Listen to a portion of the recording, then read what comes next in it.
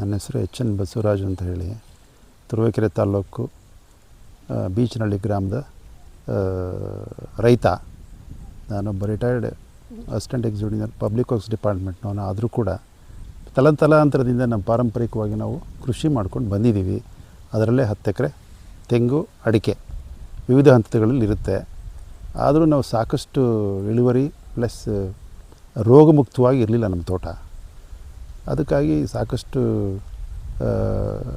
ಬೇಕಾದಷ್ಟು ನಾವು ಸ್ಟಡಿ ಮಾಡಿ, ಬೇಕಾದಷ್ಟು ಸ್ಪಾಟ್ಗೆಲ್ಲ ಹೋಗಿ, ಬೇಕಾದಷ್ಟು ಯೂಟ್ಯೂಬೆಲ್ಲ ಸ್ಟಡಿ ಮಾಡಿದ್ಮೇಲೆ ಕೆಲವೊಂದು ಸ್ಥಳಗಳಿಗೆ ಹೋಗಬೇಕು ಅಂತ ನಮ್ಮ ಸ್ವಯಂ ಪ್ರೇರಿತವಾಗಿ ನಾವು ಹೊರಟ್ವಿ. ಅಲ್ಲಿ ಹೋಗಿ ನೋಡಿದಾಗ ನಮಗೆ ತುಂಬ ಮನದಟ್ಟಾಯಿತು. ಒಂದು ಇಬ್ಬರು ರೈತರು ನಮಗೆ ತುಂಬ ಅದ್ರ ಬಗ್ಗೆ ಮಾಹಿತಿ ಕೊಟ್ಟರು. ಸಿದ್ಲಿಪುರ ಮಂಜಣ್ಣವರು ಅಂತ ಹೇಳಿ, ಅವರು ಭಾಳ ದೊಡ್ಡ ಒಂದು ರೈತರೇ. ಅವರು ತೆಂಗು ಅಡಿಕೆ ಎಲ್ಲ ಬೆಳೆದಿದ್ರು. ಅವರು ತುಂಬ ಹಿಂದೆ ಲಾಸ್ ಎಲ್ಲ ಅನುಭವಿಸಿದ್ರು ಆ ತೋಟದಲ್ಲಿ. ಅದಾದ ಮೇಲೆ ಇವರು ಪ್ರಾಡಕ್ಟನ್ನು ಉಪಯೋಗ ಮಾಡಿ ಯಾವ ಥರ ಬದಲಾವಣೆಗಳಾಗಿದೆ ಅಂತ ಹೇಳಿ ಅವ್ರ ಅನುಭವಗಳನ್ನ ನಮ್ಮ ಹತ್ರ ಶೇರ್ ಮಾಡಿಕೊಂಡ್ರು. ಆವಾಗ ನಮಗೆ ಇಲ್ಲ ಇದರಲ್ಲಿ ಏನೋ ಮಹತ್ವ ಇದೆ ಅಂಥೇಳಿ, ಇಲ್ಲ ಇದಲ್ಲದೆ ಇನ್ನೂ ಕೆಲವು ತೋಟಗಳು ನೋಡಬೇಕಾಗುತ್ತೆ, ನಾವು ಅಷ್ಟಕ್ಕೆ ನಾವು ತೃಪ್ತರಾಗಲ್ಲ ಅಂತ ಹೇಳಿದಾಗ ಅವರು ಇನ್ನೂ 1-2 ತೋಟಗಳಿಗೆ ನಮಗೆ ಕರ್ಕೊಂಡು ಹೋದರು. ಸಾಗರದ ಹತ್ರ ಎಂಥವ್ರದು ಬಿ ಟಿ ಮಂಜುನಾಥ್ ಅವರ ಊರು, ಕೆರೆಹಳ್ಳಿನ ಕಾಟಿಕೆರೆ ಅಂತ ಊರು. ಸಾಗರಕ್ಕೆ ಸುಮಾರು ಒಂದು 15 ಕಿಲೋಮೀಟ್ರ್ ದೂರದಲ್ಲಿ ಅವ್ರದ್ದು ಒಂದು 20-25 ಎಕರೆ ಬೌಂಡ್ರಿ. ಸೊ ಅವರನ್ನು ಹೋಗಿ ನಾವು ಸಂಧಿಸಿದಾಗ ಅವರು ತಮ್ಮ ಅನುಭವಗಳನ್ನೆಲ್ಲ ಶೇರ್ ಮಾಡಿಕೊಂಡ್ರು. ಸುಮಾರು ಒಂದು 2,000 ಅಡಿಕೆ ಮರ ಆಲ್ಮೋಸ್ಟ್ ಹಾಳಾಗಿ ಹೋಗಿದ್ದು ತೋಟ, ಇನ್ನೇನು ಇದು ನಮ್ಗೆ ಉಪಯೋಗ ಬರಲ್ಲ, ಇನ್ನು ಹೊಸದಾಗೆ ಮಾಡಬೇಕು ಅನ್ನೋ ತೋಟನ ಇವ್ರನ್ನ ಸಂಪರ್ಕ ಮಾಡಿದಾಗ ಅವರು ಇಲ್ಲ ನೀವೇನು ಅದ್ರ ಬಗ್ಗೆ ತಲೆ ಕೆಡಿಸ್ಕೋಬೇಡಿ, ನಾವು ಅದನ್ನು ಮರುಜೀವ ಕೊಡ್ತೀವಿ, ಪುನರ್ಜನ್ಮ ಕೊಡ್ತೀವಿ ಅಂತ ಹೇಳಿ ಇವರು ಅದ್ರ ಬಗ್ಗೆ ಒಂದು ವಿಶೇಷವಾದ ಒಂದು ಅಧ್ಯಯನ ಮಾಡಿ ಅದಕ್ಕೆ ಸಾಕಷ್ಟು ರಸಗೊಬ್ಬರಗಳು, ಇವ್ರದ್ದೇನು ಆರ್ಗ್ಯಾನಿಕ್ ಮ್ಯಾನ್ಯೂರ್ಸ್ ಇದೆಯಲ್ಲ ಅದನ್ನು ಕೊಟ್ಟ ಮೇಲೆ ಈಗ ಅವರೊಂದು 1.5 ವರ್ಷ 2 ವರ್ಷ ಆಗಿದೆ. ಅದು ಮತ್ತೆ ನಾವು ನೋಡಿದಾಗ ಮಾಮೂಲಿ ಅಡಿಕೆ ತೋಟ ಇದ್ದಾಗೆ ಇದೆ. ಆಲ್ಮೋಸ್ಟ್ ನಶಿಸೋಗಿರೋ ತೋಟ ಇವತ್ತು ಫಲ ಕೊಡ್ತಾಯಿದೆ.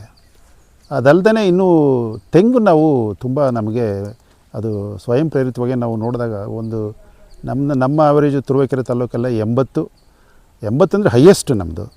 100 ಬೆಳೆದವನೆಂದರೆ ಅವನು ಬಂಪರ್ ಇಲ್ಡ್ ಅಂತಲೇ ನಾವು ಅಂದ್ಕೊಳ್ತಾ ಇದ್ವಿ.